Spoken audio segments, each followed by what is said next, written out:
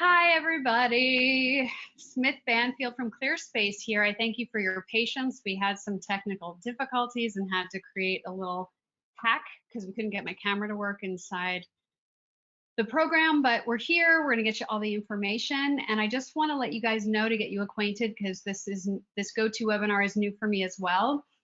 What you want to do is look over on the right-hand side, and if you want to ask me a question, you want to click on the questions tab as opposed to the chat tab, because we're going to be going through the questions at the end and we want to make sure we don't miss anybody. And yeah, I'm going to talk. I know there's a bunch of you on here who probably are not familiar with Bubble Up, so I will, towards the end, I'm going to give you more information. If I'm talking through stuff about Bubble Up and you don't understand, just understand that I will explain it more at the end, just so I can sort of flow through this presentation. And I'm really grateful you're all here today. You are helping me get over the fact that my book launch that I had such big plans for was set to launch today for Earth Day. So happy Earth Day to everyone.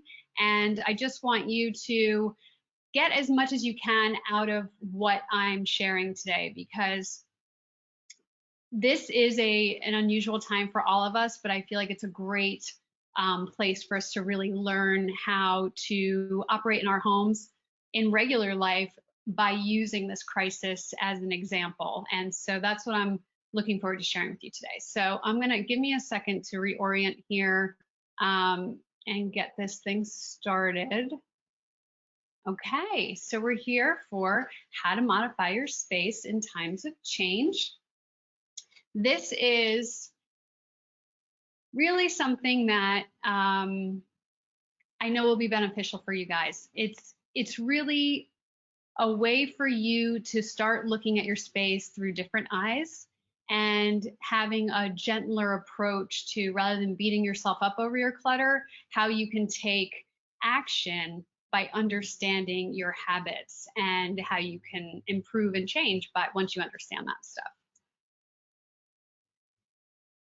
So my name is Smith Banfield. I am the founder and author of Clear Space. Clear Space came to be about 8 years ago when I had been struggling trying to figure out what to do with my life. I felt I needed to be, doing something more than assisting my husband with his business.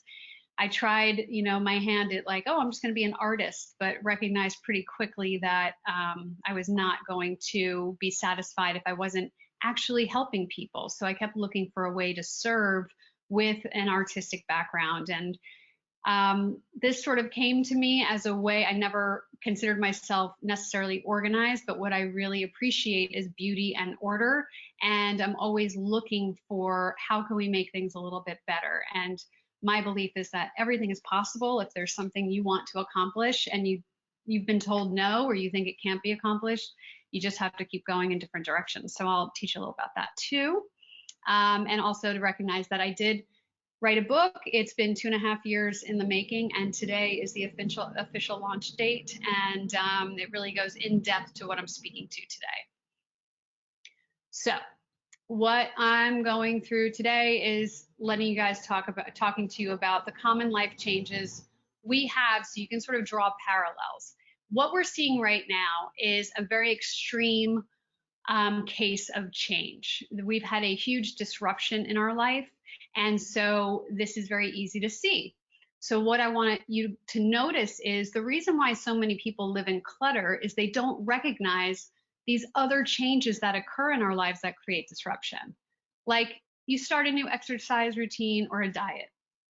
That is something that is going to maybe have you buying different food or having more clothes to wash or getting organized to get your gear together in the morning. Marriage or moving in, yes, while most people think, yes, this is a big step, we're making big change and your stuff's going to go here and my stuff's going to go there, it's also an understanding that there are things that we just compromise in the moment of like, oh, we'll deal with that later. And that's typically when my clients call me in is, 4 years down the road, all the stuff they didn't deal with now needs to be moved out of a room because maybe they're having a baby now. But these are things where I want you to start identifying. So here we are right now. This is a big one, and this is part of our crisis, is this working from home. This also happens maybe when you're changing a job. You can be in a position of needing different clothes. You might need a different routine. You might have different equipment, all of these different things. And how does that affect your home? Getting a pet. I see this a lot where, you know, thing, oh, I'm going to get a cat or I'm going to get a dog, but it's like, where are all the supplies going to live? Where are the toys going to be contained? How, you know, are you going to keep the leash and poop bags and all these things in the right place so it's not a scramble to get out the door, and it also doesn't leave the entryway looking like a mess all the time. Having a baby, obvious, yes, but you know, there's this thing where, you know, there's this idea of nesting and you want to get everything set up for baby. But what people do is they focus so much on setting up baby that everything they clear out of the way or try to clear out of the way, they're just shoving in other areas of the home, which again starts creating this clutter. Empty nesters. I get a lot of empty nester clients where what I found a lot of times is I've got a lot of people who their children leave and then 20 years later, their stuff is still in their old bedroom. And this is the idea of I'm giving you permission. If you've got adult children and you are tight on space, you can give them a time limit and say, you need to get your stuff out, or you can start charging them rent. How about that? Break up or divorce. Now, this again, you think of this as like, oh, we're going to split all of our stuff up, right? And like get rid of it. But sometimes, you know, we hold the energy of the relationship in objects in our home. And you want to start really assessing things that if it's going to feel bad every time you sit on this sofa that you shared with someone, or, you know, even maybe the crock pot you use, or, you know, any of these little things that maybe didn't seem like a big deal as you were splitting assets, and now it's sort of like this like anchor or like dead weight in your home. And then obviously there's always, you know, if someone passes away, this is really emotionally charged, and emotionally charged stuff, everyone deals with it differently, and sometimes you have to look at it from the idea of what's best for you in the moment. Some people need everything cleared out and don't want to see it anymore. Some people have a really hard time letting go, and I don't make any hard and fast rules about any of this. It's really something you've got to feel. And I've always noticed that you know, I'm giving you 8 different life changes that could happen. You know, there's like, if you get sick, or if someone in your household is sick, that's a huge disruption, because you now have, you know, more dishes to do and more laundry to do, and just it all creates a new way of you having to interact in your home. So I look at it this way: what is change? Change to me is a sign of opportunity. Now, most people, I know from, I didn't even really get into the fact that the majority of what I do in my work is help people prepare for moving by decluttering and getting organized, and then getting them settled once the moving people have come and put everything where it belongs. And it is such a stressful ordeal for anyone when they're moving. And I do thrive in chaos a bit. I really know how to remain calm. And that's where I feel like I'm always just looking for the opportunity in those chaotic moments for a new way of doing something, a new invention. And there is historically great things that have come out of, you know, quarantine periods. And I think that this to me is when we can look at change as excitement rather than fear, we have so much more going for us and a much better outcome. So I'm going to switch gears a little bit just to talk to you about clutter and its effects. And I've given you some lovely photos from my archives. So obviously clutter creates overwhelm. And when you look at the period we're in now, there's so much overwhelm, not even including the clutter that might be in your home. And so what we want to do is we want to dissipate this overwhelm in other areas of our life while we're dealing with this crisis. And so if you spent a moment to organize a drawer, even if you don't have drawer organizers or you don't have money to spend right now, it at least will educate you on what you have. You'll have the inventory, you'll know where things are. You know, I use this example in the kitchen because people are cooking more. Funnily enough, I reorganized my kitchen in mid-February, and all these things I brought down to our storage area downstairs because I didn't use them that often. They were things I used for the holidays, or I wasn't cooking as much. And now I can't tell you how many times I've had to go downstairs, get those items, bring them upstairs to make a meal. And now again, I'm going to have to reorganize my kitchen for this time period. And then when we go back to whatever is after this time period, I will reorganize again. So a big message I like to give to you all is organizing is not the destination. It's the path for you to live a much easier life. So yes, of course, clutter affects in the manner of lack of space.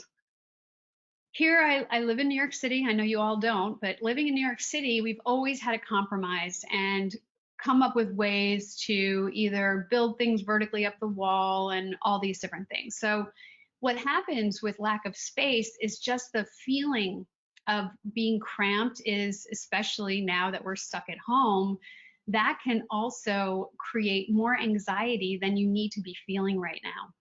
And I would say, you know, looking at a picture like this, now is not the time to start a huge project unless you are feeling motivated to do it. What I find is I've been a lot more tired and I've had a hard time focusing in quarantine. And so I'm going to give you guys some strategies of how to do this as well. But what you can do, if you have the energy, yes, tackle it. If you don't have the energy, cut yourself a break. You don't have to be victorious at the end of this quarantine of having the most organized home you've ever had. But what I would say is you want to start with a space that holds very little emotional value for you. So I tend to point people in the direction of basements, garages, attics, deep storage, those places where, yes, you might come across nostalgia. And I say, if you are getting into declutter mode, do not start with your nostalgic stuff. Set that to the side and build up some momentum with other stuff that is garbage or that you're not as attached to. And you want to save nostalgia all the time for when you have a moment to sit and go through it. It's never the time to go through nostalgia when you are decluttering and organizing. So stagnation. Stagnation, I talk a lot about in terms of like the energy of your space. It's also the energy of your body. So it's that idea of, if we take the idea of bodies in motion stay in motion, right? We know that it's like there's something about moving the energy in your body and it kind of propels you, and like what I just said about creating momentum. So the same thing happens in our space with all this stuff. We get this very heavy energy that comes with piles of things. And that also impacts our brains, you know, when we're in a position of seeing this stuff, and the physical doing might be appropriate, but if you're mentally not prepared to handle it, it could be just because you're feeling really stuck about all the energy hanging there. And this creates a vicious cycle because all this overwhelm and stagnation and anxiety, it's like a lot of people, I find in my world, most people with a lot of clutter typically have a pretty good shopping habit. And that's something that I'm not here to criticize. We all have things we go to. Mine happens to be sugar. Sugar is my favorite anti-anxiety remedy. So I don't, you know if you know yourself and you know that you use shopping to numb out, especially if clutter is an issue for you, I would really start monitoring how you shop and when you shop and how you're feeling when you shop, to start dissecting those things. So what I want to talk about is getting to like what's essential now. And this, like, we have such, again, a very good demonstration of we now all know what essential workers are. I don't think I ever really thought about essentials, right? We've never had to look at things this way before. So in our kitchens, You want to think about what is happening in that kitchen. It's been over a month now, close to 6 weeks for some people, and you know what you're doing. You're cooking breakfast, lunch, and dinner. Maybe you're ordering in, maybe you're, I don't know what you're doing, but that's in my world. I am cooking several meals a day. My husband's also cooking meals. We're sometimes eating together, sometimes not. There's a lot happening in my kitchen. And even right now, I'm looking at these two giant pots on my stove that are driving me nuts because they live up above my high cabinets, but we use them so much and I have very little counter space. So the struggle's real everywhere. So some of the strategies and what my husband and I have had to agree on is, okay, we're using it and then it has to go away. Even if we have to put it up and bring it down the same day, it just makes us feel better to have that space. And for me, it's like just having pots on the stove because I have nowhere else to put them. I actually would feel better if I like tucked them on my table off to the side because it's not as my kitchen's so small that it really takes up a lot of space. So I want to bring it out to a space where maybe it doesn't feel as obtrusive to me. And you want to look at, your habits around the kitchen. I talk a lot about when I was in my 20s, I would have so much anxiety, I shouldn't say anxiety, dread, absolute dread about doing the dishes. And I cooked a lot back then, and I would not even enjoy my meal thinking about the dishes I had to do. And then I would drag it out for hours. And then one day I decided to time myself how long it actually took me to do the dishes, and it was 6 minutes. And I felt like a jerk. I was like, oh my God, I've been wasting hours, not wanting to do the dishes when it could have just been 2 minutes and or 5, 6 minutes, whatever it was. So that's the thing of like taking action now. What I find myself doing is as I'm cooking, I'm also sort of washing up. I'm sort of kind of getting the process of things going, loading the dishwasher, washing what has to be washed. And because having that big pile up at the end of the day when we're all exhausted to begin with, and I'm a person who does not like to wake up to a sink full of dishes. I like waking up to a clean kitchen. And now I've recognized that I'm really tired at night. So I've got to kind of do it as I go during the day.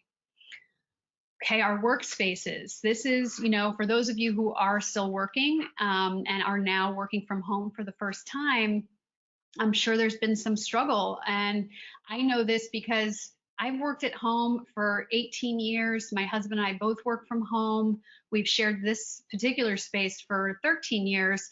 And there is great disruption. And I'm shocked because it's like, why? I've done this all the time.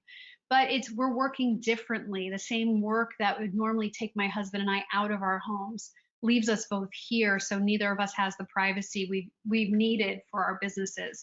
So there's been a lot of different negotiations, and I'm a big fan of communication at this time, and it's got to be gentle and kind communication because everyone is so stressed, and you just, as much as I have held my tongue many times throughout this quarantine, I have to remind myself that it's better for me to be kind because it feels better in my body.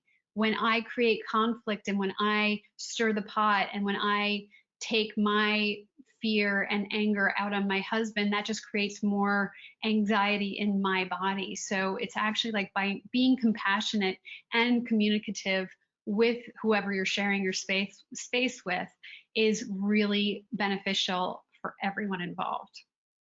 For your workspaces in particular, I know most people are on laptops now and, we think we're so digital, but I know some of you might still be struggling with paper and things like that.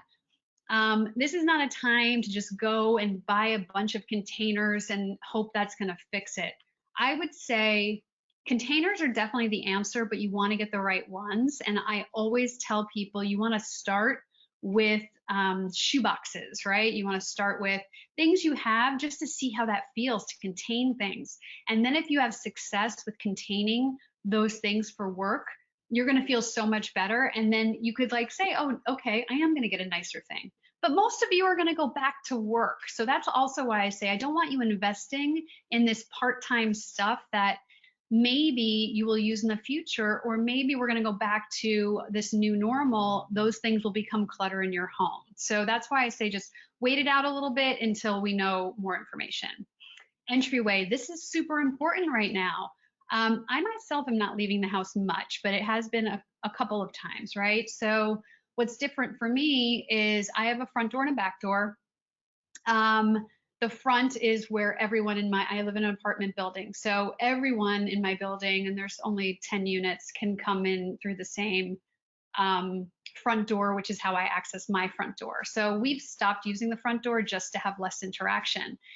Our back door is through our kitchen. So what I've noticed is we've now have not only that we're using the kitchen more, but just outside the kitchen, things are piling up because it's like you come in and you want to put stuff down.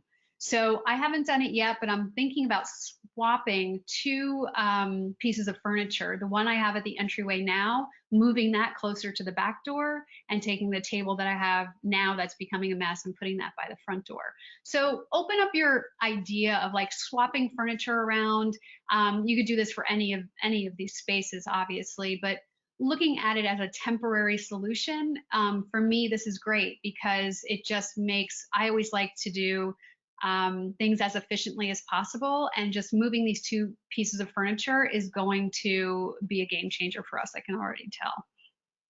And your clothing, this is, again, we're now in a position of, you know, if you're on these webcam things, you know, you might just need a couple of nice tops and you don't care about, you know, your sweatpants or workout pants or whatever you're wearing. So your entire wardrobe has changed. Plus, we're switching seasons. So, I mean, I'm not even going to pretend my house is in order. It is not.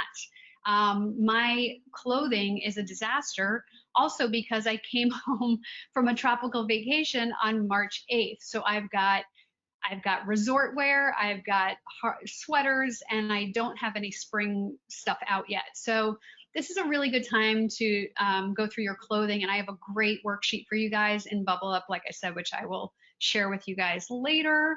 And you'll see it. If you've been in Bubble Up, you'll see it, but I'll go through that as well. So here's where I want to talk about how to best use this time. It's a really good time to get reacquainted with your space. And I say this with the idea that there could be people in their homes who hate it and just have never felt at home, or just never felt like them. And it's a good time to really understand why. Why don't you feel comfortable in your home? And this isn't to put blame. This is all, again, think of it again as like kind communication with yourself.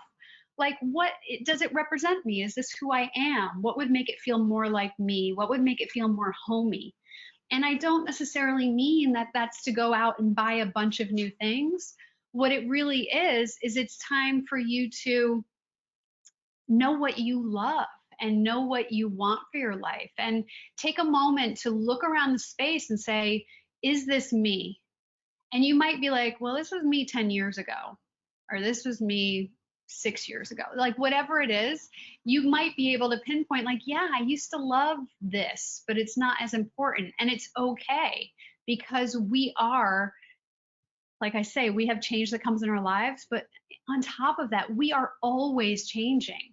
There's so much for us to get roped into and tied into, from social media or just our friends or television or any kind of media that's telling us about the latest and greatest. Other things are going to diminish in our minds, and it's okay. Learning your household's habits. This is great. And so what this means is just observe where the clutter issues are. And it might be the pile of shoes at the door. It might be the collection of crap in the kitchen that doesn't necessarily belong in the kitchen. It might be the never-ending pile of stuff on the living room floor because you had to make space to work from the sofa. So and again, that's just something, and I would even say, take photos of those cluttery areas. You're going to save them in Bubble Up, and we'll talk about that later too, because right now, if you don't have the energy to do the work, you can just sit and look, because what I find people try to do is look at the mess, try to figure out what to do with it, and then don't even understand why they have it. So they're using both sides of their brain at the same time, which is really ineffective. And that's why if you can take some time just observing and really questioning and really getting clear on what you want and what's important to you, then when you start looking at these cluttery areas, you're going to be able to like identify um, not only why those areas are like that, but how you can adapt yourself to handling them a little bit differently. So because this really is a time for humanity and service, I find a way that really helps people think about letting go of things. And the only reason I'm talking about letting go is for those of you who really feel like the walls are closing in and you got to get rid of stuff.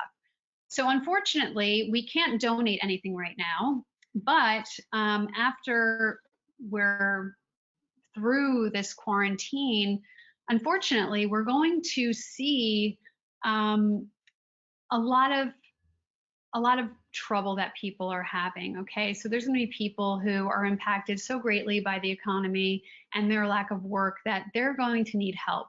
So I think while you're looking around at your habits and getting reacquainted with your space, also start looking at, is this object or are these things in my home that I don't really care about? Could they change someone else's life? Could they bring joy to someone's life? Could they elevate someone's life? Could they do something to improve the quality of someone's life? And I find that's when my clients become so generous, is not when they're going to send it to Salvation Army, but when they know there is someone who needs something specifically, or a person in need, or a person who's ill, or something like that. And this is a great way right now, as we're all creating community online, to really find a way, and I'm trying to adapt myself, of like, how can we get these things into the hands of people when it's safe to do so, and really come together as a community. And here it is. At the end of the day, what I hope this will do for you guys is really and truly heal your home. Because if you can make peace with your home now, when we get back to whatever is coming next, that's when we're really going to appreciate that we took the time to do this work and learn about ourselves and start making new choices about how we shop, why we're shopping. And I will throw in there, I don't think it's on my slides here, but I chose Earth Day to launch my book because I recognize so many people throw things in the garbage just to get it out of their home and out of their mind and just not see it anymore. And that, we can't be living like that. We've seen already like how much pollution has gone down, how the water's changing. There's dolphins in Venice or wherever. I mean, there's so many magical things happening right now with the environment. I feel that most people struggle with their clutter from their shopping habits. But if you could pull back and say, I do care about the earth, and I do care about Mother Nature, and I do care about my kids having a future on this planet, that you might make different shopping choices. And what I've also included is, last summer I did Plastic Free July, and for every day of July I gave a tip of switching from stuff that creates garbage to, or creates, I should say, plastic garbage, to things you can switch to that are more eco-friendly. So I've got like 31 eco-friendly tips in there for you guys, which I'm really excited to share. Practical tips. What's essential now? So yeah, so you want to focus on getting back to, I don't even know what slide I'm on because of these are little technical difficulties. I have to see where I'm at here, so I don't want to rush too far ahead. So our practical tips, and I feel like a slide might be out of order here, but when we're talking about what's essential now, and I covered that with like your kitchen, your workspace, your entryway, this is a really good time to understand. And I know for myself, I've gone from living in a way where it's like, oh, I need this thing, buy it on Amazon. Oh, I need that thing, buy it on Amazon. Like, I've just kind of gotten into that autopilot mentality too. And because I had to pause and recognize that my revenue stream is not here, I have to be really careful right now about where I'm spending my money. And when I started looking at the history of my Amazon orders, I was just shocked at some of the frivolous items I've been buying. And I feel that with this new normal that is going to be, this is our new normal now, but the next new normal that's coming is a great way to like step out of it with knowing truly who you are and reflecting that in all of our behaviors. So, and I don't mean this that you have to, stop buying clothes and start making them. I'm not going to say that. I'm never going to say stop shopping, but I'm going to say there are so many options out there. Why don't you start looking for the ones that you're shopping and donations happen because you've purchased that item, or that you're greening up the world by not buying this type of sponge, buying this other type of sponge.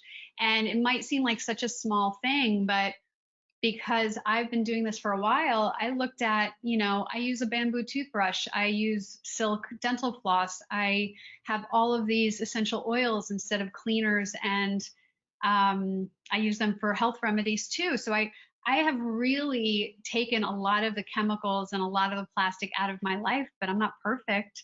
The footprint I have is still significant. So I just look for one thing, and you're not changing everything now. Just look at what is an essential thing that's important to you now, and then what are the little things you can take from this time period going forward that get you more aligned with the person you believe yourself to be, and then your space will really represent that.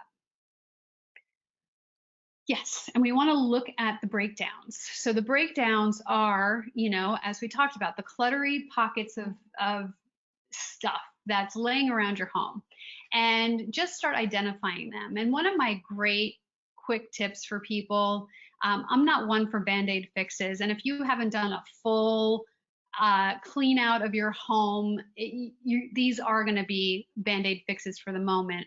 But I'll tell people, just go to a surface and just be like, what doesn't belong here? And even in your mind, be like, okay, what actually belongs in the bathroom? Grab those things and bring them back to the bathroom. What actually belongs in the kitchen? Grab those things, bring them to the kitchen. Even if you can do that, space by space, you will make so much progress. You'd be very surprised. And I will say, you might be like, oh, I don't know where this lives. And then that's a great way to use Bubble Up. You can just start making a little collection of things you don't know what to do with. And either you're going to decide they're not important, or you're going to a category is going to evolve, and you're going to come up a way and a solution of where to store them. So again, the main sources of clutter. I feel like clothes is a big one. And that really comes down to creating a laundry schedule. I feel silly even saying that, but if clothing is an issue for you, you really got to do your laundry on a regular basis. The other thing is, if paper is an issue, plastic bags are an issue, regular bags are an issue, like shoes. What is the thing that are your main sources of clutter? And your job right now is going to be to prevent more of that coming into your house. And then creating temporary solutions, right? Like that's what I talked about with these temporary solutions, like maybe using a shoebox or even a glass, like anything that could contain items. And you want to recognize when you've got a small collection of things, you want a smaller container. You don't want to get a big shoebox for a collection of thumbtacks, right? You want to have your ratios working out. And this isn't a perfect system, but I say temporary because if you can recognize that a shoebox changes your game, you will learn how to container items. And it will even just having a little tray on a table that holds all your little paraphernalia for your work time. And then maybe you're using the dining room table right now. And so then you can take that little tray and move it somewhere else so you can have dinner, right? And then, as I said, collaborate, communicate, all of this with kindness. Kindness. And mainly, this kindness should be directed to yourself first. And I know I grew up being called a slob. I didn't expect to become an organized person. I really thought I was just, that was my fate in life. So understand that even if you're beating yourself up about not being organized, you can very gently introduce a new mantra for yourself. And it might just sound something like, I'm excited to learn how to become organized. I believe it's possible for me to become organized. Though that changes the energy. It means you don't have to be perfect. And to me, organizing is never perfect. It's perfect for that Instagram photo, and that's about it. So I might be at the end, but let me just see. Yeah, 'cause I'm not going to talk about the book first. I want to go back. Let me go to, bear with me one second. Amy, are you seeing my whole screen? Yes. Okay, great. So let me just get back into Bubble up here. Oh, now I can see what you guys see. Open my stuff. Okay. So this was meaning to go in here, so you guys will get that. All right, so here's what you guys can see. Some of you have popped in here. I've got about 47 people, or actually 50 people who've popped in here, which is great. These resources, I just want to go through them. So I've been doing a Facebook Live every day for 30 something days. And you can see they're all here. They've got titles. You don't have to watch them in order, but there might just be something that speaks to you. And I'm really trying to help people through this process. And I do the Facebook Lives every day around 4 o'clock. I'm not beholden to that time because life happens. But there's a lot of good advice. I've gotten a lot of great feedback from that. So definitely check that out. In here, these free resources. I don't know if any of you need packing and moving tips, but there's a lot in there I'm not going to talk on. But this was the Plastic Free July. Again, I don't want this to be something that feels like I have to do all of this. But, and actually, for those of you who don't know, I'm just going to show you. You can change the view here. I like seeing this as a list. So there, so you can just sort of see, and of course they used to be in order, but it doesn't matter the date anymore. It's just whatever you might be interested in, check it out. So then let me go back to resources. So then here, these are just links to my website, all different things. If you want to sign up for my newsletter, I've got all information about my book. If you were interested in my book, you could order it here. I'll tell you more about that in a minute. I've got my before and afters. I've got all sorts of podcasts, different things. So you can go in there and check that out. But what should be more interesting to you guys is this little ditty. I made this a while ago, but it's so good. So these are like the quick tips, which I'm not going to go through. But this one especially, you guys should do this. This is a great project for right now. And it doesn't even mean you have to get rid of anything. It just means take inventory. Like you're going to find out you got 24 pairs of black leggings. You're going to find stuff out about yourself. And what this does is once you know this, you will have a completely different way of shopping. Like you won't even like look at shopping the same way anymore. And the thing about it is like you're going to be so empowered by knowing what you have that you'll be able to find it. You'll be able to let go of things. So just I'm really excited about this one. It's a good project. This is another one if you want to. If paper is an issue for you. Oh, this is a great one. So I highly recommend this worksheet. That's a great little project. The rest of these are more like thinking type things. And then this is about shopping, which this was more about when people were running around and shopping, but you might be able to do this too now if online shopping is calling you. Both of these actually would be helpful for the shop stuff. So let me get out of here again, go back to Bubble Up. And then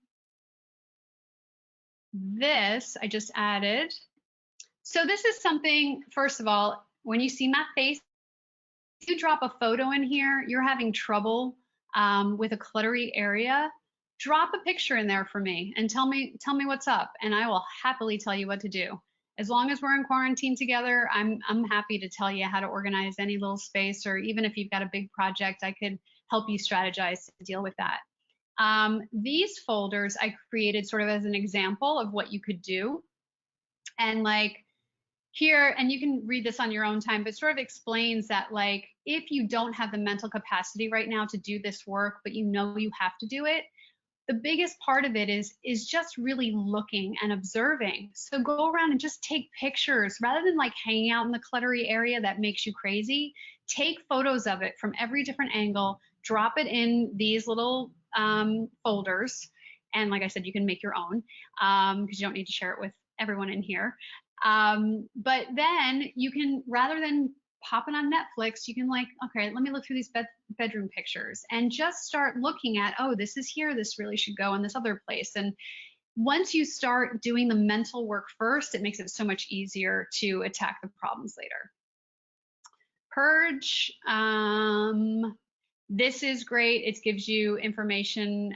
Again, another idea of how to, when you want to donate stuff, make a folder like this, and you can, let's say you have a pile of things to donate, rather than having to go through it again once you're able to get it to a donation place, at least you'll know what you were donating. Same thing with things to sell, and I gave you the added bonus of my brother's eBay selling advice, which I think once you read that, you will decide not to sell anything on eBay because it's a lot of work. But I put that in there because most people tell me they have valuable stuff to sell, and then I send them that and say, is it worth working that hard to accomplish? All right, so that's in here. And so I want you to know, I'm going to keep adding to this folder. And probably after we go through questions, I actually just want to see if we have questions. Doesn't look like we have questions. Does it look like we have questions? I don't know, because I have more I can talk about then if we don't. There was one question about how to join the Bubble Up folder. Did you answer it? You want me to answer it? You're welcome to answer it live. Okay, I'm going to answer that live. So your Bubble Up folder is in the email you received to get onto this webinar. So when you go back to that email, you just click on it, and then you will have access to these because you have been invited into this group, and it's a group folder.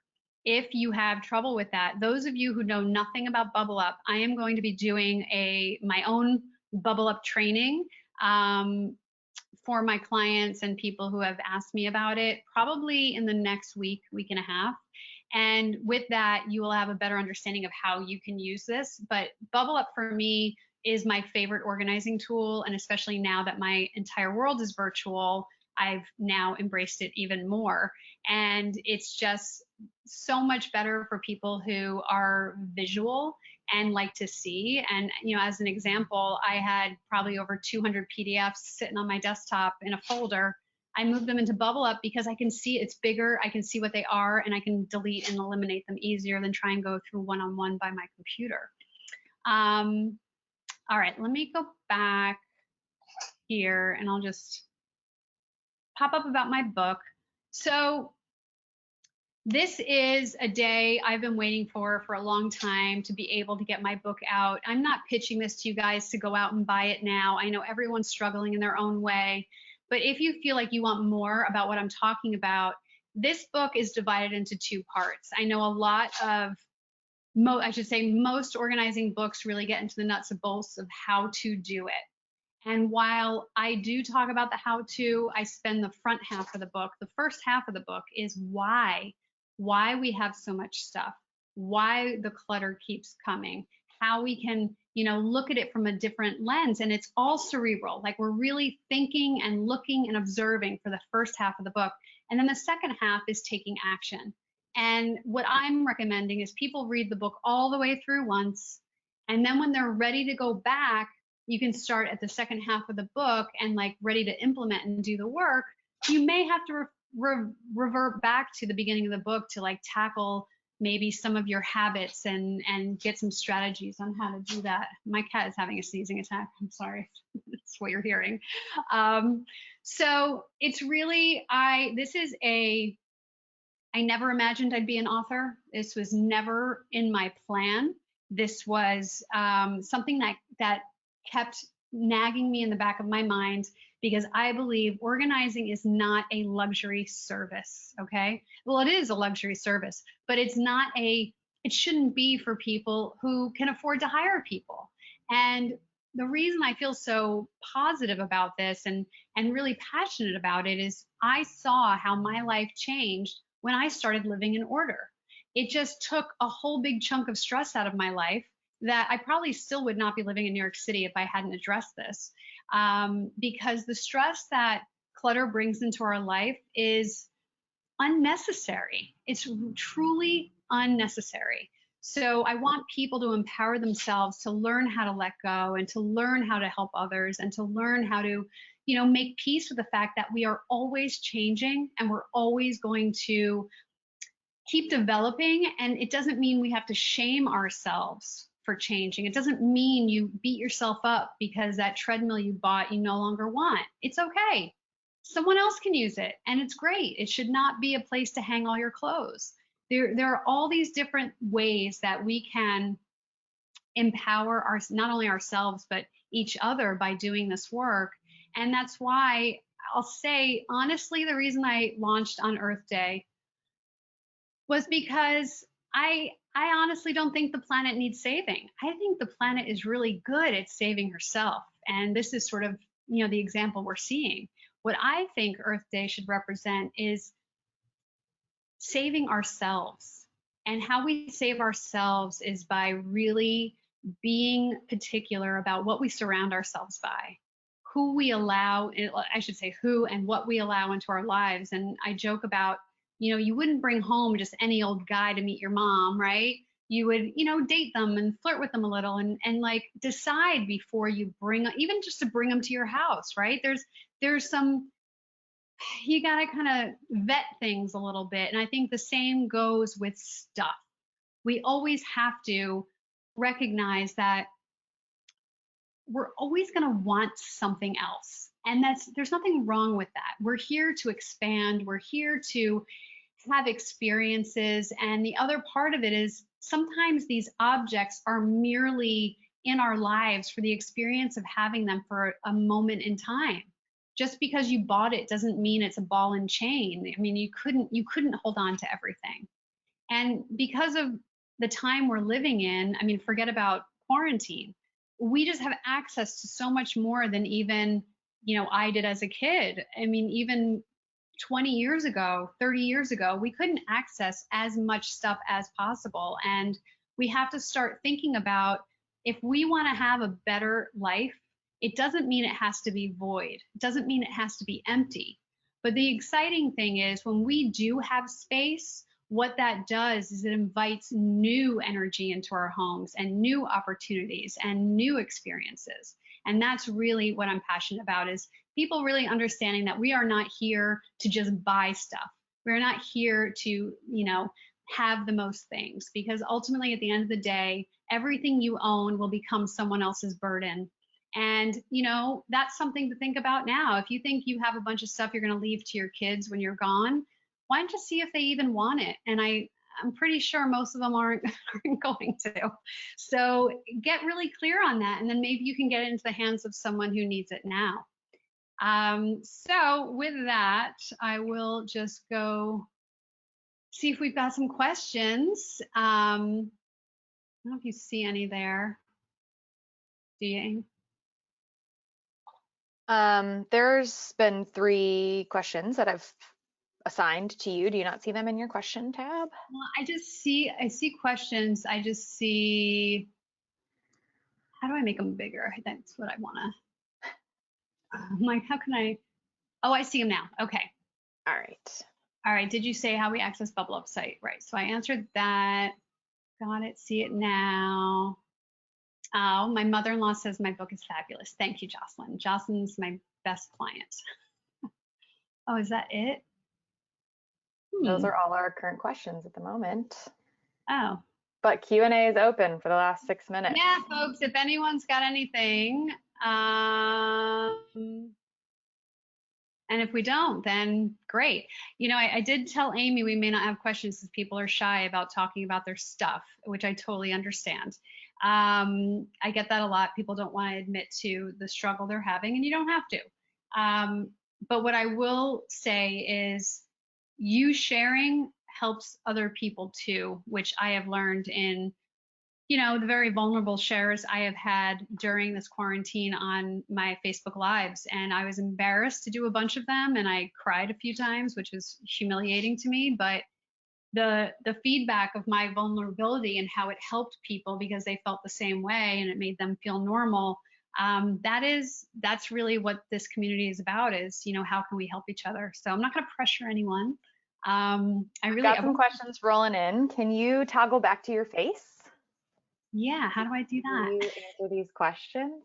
Go back to your QuickTime little Can you window. There you go. Here Yes. I Make that am. bigger. Here And I then you've got am. some questions coming in. Great. All right, so let's see. Oh, goody, goody, goody. All right, let me go back up to where I was. So Jocelyn, Susan. Susan and I went to high school together. How do you declutter wanting to have family pictures around the house, but it seems to clutter things? Okay, this is a good one, Susan. So it's funny, I don't have a lot of photos around my house. I prefer having like a whole thing on the wall, really framing things nicely.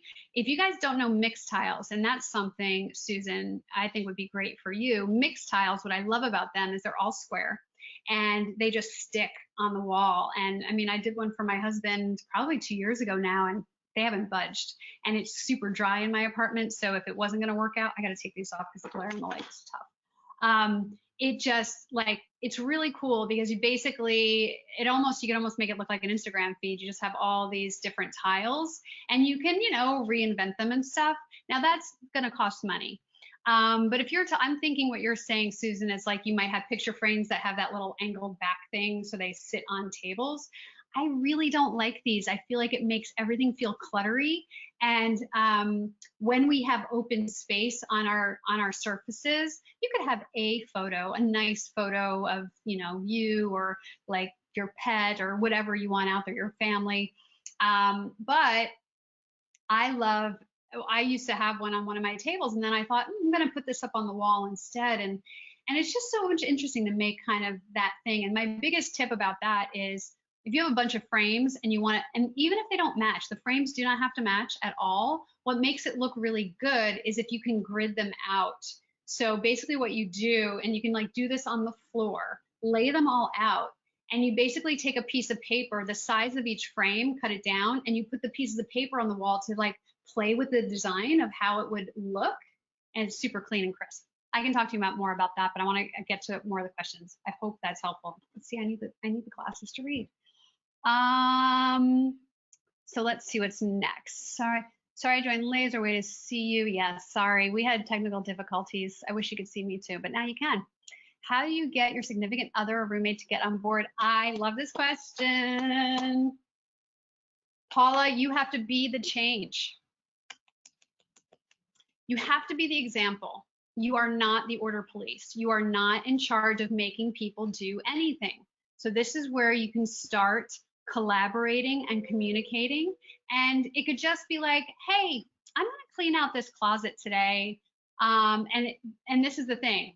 I say very much stay in your own lane. Stay in your own lane, because the second you start pushing someone to do it, they're going to dig their heels in and be like, hell no, I'm not doing it.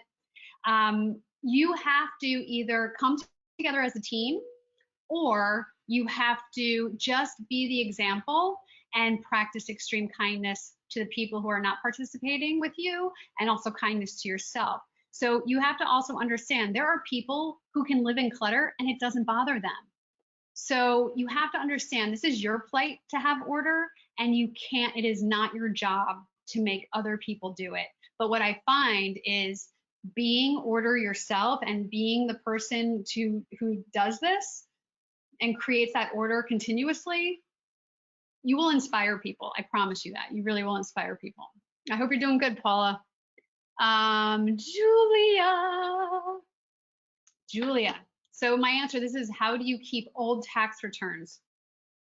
I'm going to talk to my accountant again, and I think the best thing to do is, I think it's different for different states, maybe. I don't know 100%, but it really is, you have to talk to your accountant and find out what they say is the required amount of time to hold on to them.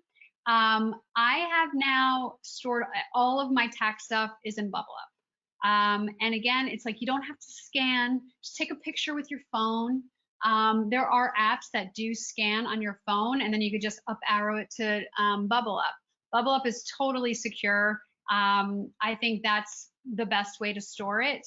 If you feel uncomfortable that you want to have the paper records for whatever reason, then you're going to have to find a place to tuck those away for however many years they say you need it. And the thing about, I don't like to give advice on how long to keep it because I've heard a lot of different conflicting advice. So I don't even know what the true answer is. And I always say, talk to your accountant, because if you did get audited, it's his advice or her advice that you've gotten, and you want to make sure.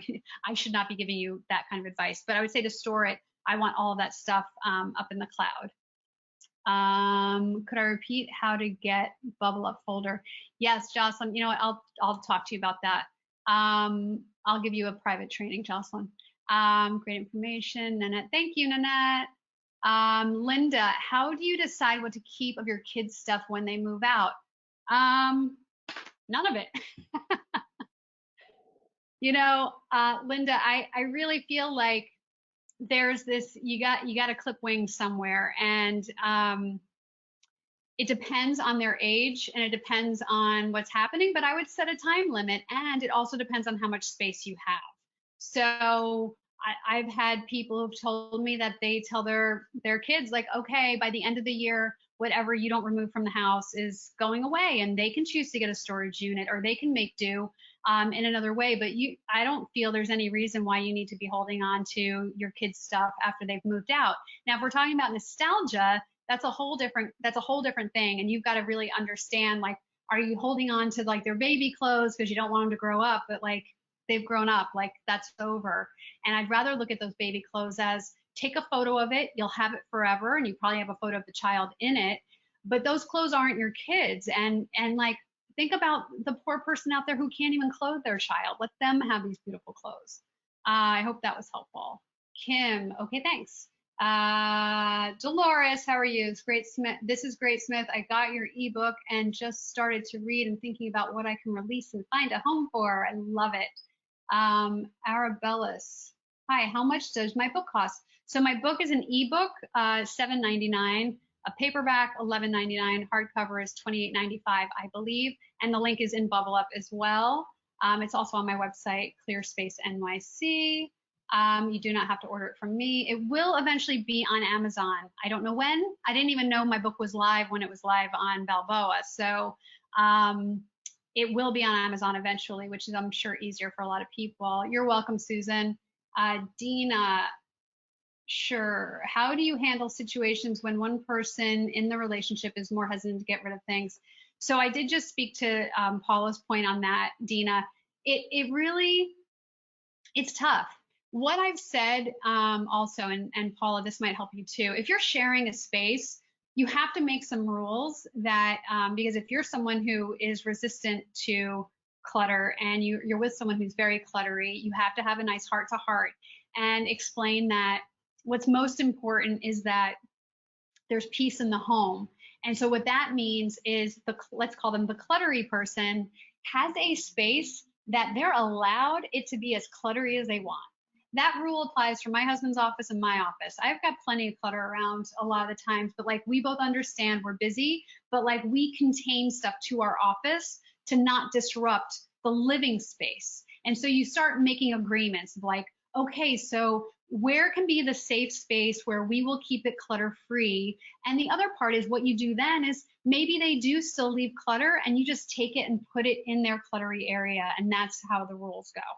I hope that helps, Dina. Haha, someone, oh, so there, we got the double answer. Kim, once it's over, can we rewatch? Yes, you can. It will be in your Bubble Up folder. Paula, oh, I miss you too, but I'm so happy you're in California. I'm jealous. Julia, what are a few examples on how best to use Bubble Up? Old pictures, for example. You know, I don't even think I talked about, well, I did. Bubble Up, let me tell you, I just told you about what I did for my desktop. And, you know, Amy, you can cut me off anytime. I want to get these questions answered, but let me just see, oh, there's only one more. So I'll answer this quick. Yeah, you can keep going as long as you want. Okay, great. So basically, I'm like, yeah, don't say that, I'll be on until 5. No, but the Bubble Up for me, and like, I've used it in completely professional ways. That was how, like, I was totally rolled into this. Like, do you like that I said rolled, Amy? I should say enrolled by Amy with Bubble Up, and I remember being on the phone with her, and she was telling me about it, and I was like, yeah, right, Leah, right, this thing is going to be good for me. And I got off the phone with her, and 20 minutes later, I had the most beautiful presentation to send a new client, who then was like, oh my God, this is amazing. And I was like, holy cow, this like changed everything, because it has the ability to like plug in not only web links with emails, with photos, and everything can look uniform. So it's interesting that you can take all these different file types coming from different sources and customize it and make it super beautiful. So that has been huge for my business. But now that I'm home, I'm finding all these other uses, like all my recipes, and like now like getting my desktop organized. And there's a million ways. And Julia, you will know when I'm going to do the workshop on Bubble Up. Are you planning to do an audio version? Oh yeah, I know people have asked about an audio book, and I'm telling you, man, just getting this book done, I couldn't even handle the idea of an audio book. I feel like I'm not great at following scripts, or like, you know, reading I probably would want someone else to read it. And I have no idea how that works. I haven't even looked into an audiobook. So I will look into it. I would love to have an audio version. Although I feel personally a how-to book is kind of better. Like I've got questions and like things to refer to. So I'm not sure an audiobook is perfect for it. But yeah, podcast someday. Someday we'll get the podcast going. Any suggestions when you're going through your mother's and grandmother's stuff? We are cleaning out a basement that contains china, glasses, furniture, etc. Well, Kim, this is a struggle for a lot of people. And I think there's something in my book where I was on the phone with my editor, editing my book, and I was trying to come up with an example of like letting go of something, like things we hold on to because of like guilt or whatever. And I was looking at the shelf of these wine glasses that I hated, but my mom was like, oh, these are your grandmother's. And I just, oh God, did I hate them. So in that moment, while I was on the phone with my editor, I texted my mom and said, what's up with these glasses? And she was like, oh, they were Mima's. And she's like, I forgot all about them. And the second she said that, I was like, oh, should have gotten rid of these years ago. So the thing about it is, China, you know, you might be able to sell it, but I don't know. To me, that would be something to donate. All these things would be things to donate if you can get to that point. And it's a process. You may have to revisit it year after year, go back and look at the stuff year after year, and it gets easier to let go. I look around a lot. I don't have a lot. I think when my grandmother passed away, I took 3 things, and they were like things that just evoked nostalgia in me, and nostalgia in a way that felt like her. And it's like one of them's a rocking chair. I love this rocking chair. I had it recovered. It's a platform rocker. And the thing is, it's like someone gave it to her back in the 50s. And I don't know. It reminds me of her. She never sat in it. But I like having that. And then I have a vase that I never use, but it sits on my mantle, and it just makes me smile thinking about it. So I feel like it's a process. And what I would do is start taking photos of these things. You don't have to get rid of them yet. Start taking photos of them and recognize, and start doing your research on eBay to see, are people selling things like this? Are these things that are people want? Because that's the other reason why you want to research on eBay for anything you think you could sell, because you'll see if it really does have value and what kind of condition it'll have to be in. But unfortunately, like the generations coming up now, they want Crate and Barrel, they want new stuff, Target, whatever. We have so many options that there's just not that much call for like china and glassware. And furniture, the thing you can do with furniture is there are quite a few out there, like if it's good furniture, like Apartment Deco, and Viette is for really high-end stuff. Oh, and it escapes me now, but there's another one out there. And the thing is, you may want to have someone assess. It also depends, Kim, if this is good quality stuff, meaning like, do you think you can sell it? I don't know if you can follow up with a question for me for that. But Kim, I would be curious, you know, do you think it has value, or is it emotional value? Because the thing about it is, when we look at things, sometimes we think the way we see it is how other people see it. And more often than not, you're going to find someone who says, I'll give you $15 for it, when you think it should have been a $500 item. So I think it depends on number one and number two. Is this stuff that is valuable for the masses or for a group of people? And you might want to just start doing some research. I mean, I know there's a website out there that I can find the name of, where you can find and search China patterns. Pardon the sirens.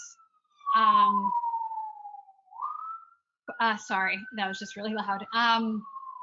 You can find China patterns, like if you're missing a plate. So they might buy China in order to have that supply for their customers.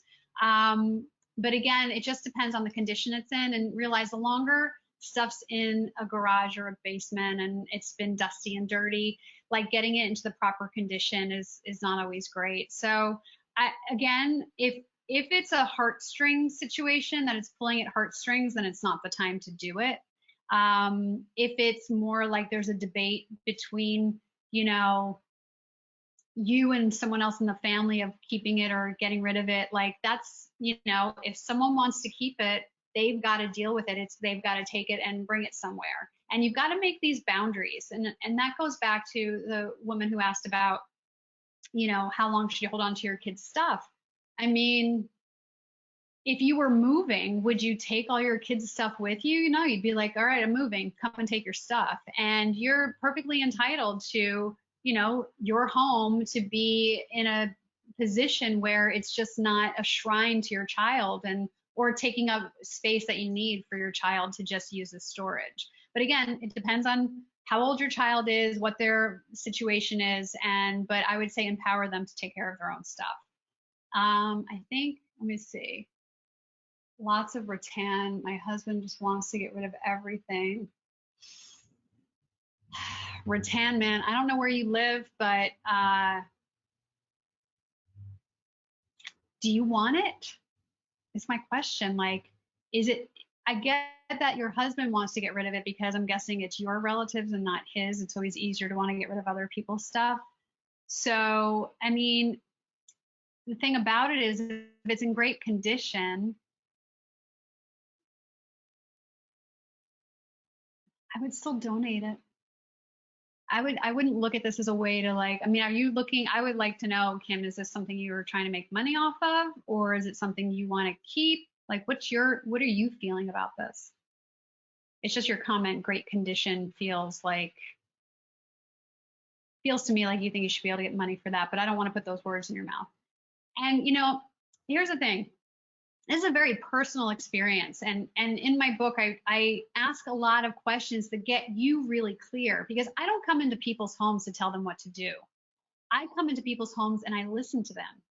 And then I reflect back to them what I'm hearing. And then all of a sudden they're like, oh, I don't need that. It's not me saying you don't, I never say you don't need that. I never say that, because I don't know. But what I can observe from what I hear from people and what I can make suggestions based on what they're saying, but it's not my job to come and like get the bulldozer and shove everything out of the house. I'm just enabling them to get their house set up in a way that feels really good to them. So with your husband, I would just say, especially now, we have such high flying emotions. Don't make this contentious. Don't make it a contentious thing. You could just tell him you're figuring it out. And I would just do some research. Do some research on eBay. But that's the thing. You would have to have someone come pick it up. You don't want to have to ship that kind of stuff. It's a big burden to deal with, getting rid of furniture unless someone's going to come and take it from you. And you might want to look at some of those things. So you guys, you can drop questions if I haven't answered something today, or if people in the future are watching this who have questions for me, you can drop stuff in Bubble Up. You can always email me, smith@clearspacenyc.com. You can follow me on Facebook, which is Smith Banfield, which is where I'm doing my lives. Or you can also follow my business page, which is Smith Banfield Clear Space. And I think I'm going to wrap up. This was wonderful. If there's no more questions. Oh, wait. Replacements. Yes, Jocelyn. I knew you were going to know that. I didn't want to call you out, but I was sure. Replacements.com is what is where you can get China patterns. So check that out for China. If you're trying to get rid of China, they may take it. And Nanette, there's a great group called Buy Nothing Project, Give, Ask, Gratitude on Facebook. Donate and wish for things. There are regional Facebook groups. Oh my God, Nanette, you've just changed my life. I'm super excited about this. Can I see these questions after, Amy? Because I might want that information. I could Yes, screenshot you it. can. Okay, good. No, that's good. That's wonderful. That's actually, I love that. So everybody go find this. And if we don't have one here, I'm going to make one. I love that Buy Nothing project. Any more? Yeah, Kim, if it's emotional, don't do it now. This is not the time to do these emotional things. And the thing is, one day you're going to be ready or you're not. And that's it. And it's okay. Either way, it's okay. You might just have to have a really compassionate talk with your husband and just say, I really need you to hear me for a minute. And you can say to him, look, I know you don't get it. I know you don't understand it. I know these pieces of furniture are not my family, but I'm feeling really vulnerable right now. And I can't let them go right now, but I promise we'll deal with it. Because that's just, this is a hard time. It's a really hard time. And I think, not to speak for your husband, but everyone's looking for a way to feel in control right now. And if he's looking at that stuff being like, oh, if that was just gone, that feels like a power play. It feels like I got what I wanted and it would make him feel satisfied. So you might be able to compromise, maybe ask for more time and revisit it in a year, 6 months, whatever he's open to. And, is this taking up space for something important, or like other than it's just sitting there and bothering him? So those are the things that are coming to mind. But when it comes to emotions, man, you gotta wait. And I would say, if you start clearing out in your home and other areas that are less emotionally charged, you may then revisit that stuff and be like, you know what, I actually don't need this. Because the bottom line is, while it feels like a representation of your family, it's just stuff. It's just stuff. You can't bring them back. You can't. That's not going to do anything but cause more struggle in your life. So I want you to just recognize that. And Kim, you should just start. I would just take some photos and visit them often and see if you get the same emotional feeling looking at the photos of that furniture as you do knowing it's in your home. And I find that when you have got a record of a photo, or a record in a photo, and now that we can have thousands of photos at our fingertips, you might then just be like, oh yeah, and you could create a little nostalgia file in Bubble Up. It would be really nice to go visit that. Let me see. Kim, I'm glad. Oh, Kim says, thank you, you inspired me. Good, I'm glad. I want to hear from you, Kim. I want to hear what happens. That seems to be the end of the questions. If anyone has any more, like I said, you can reach out to me. I hope this was helpful. I really, I just want you guys to really be gentle with yourselves right now. Those of you who are raring to go, I am with you. But those of you who still feel a little tender and uncertain, personally, I'm having a really hard time focusing right now in general. And I find it would be really hard for me to deal with a lot of my spaces right now. So that's why I have not been pushing people. But I have had people being like, I need to do something. So the information's there if you need it.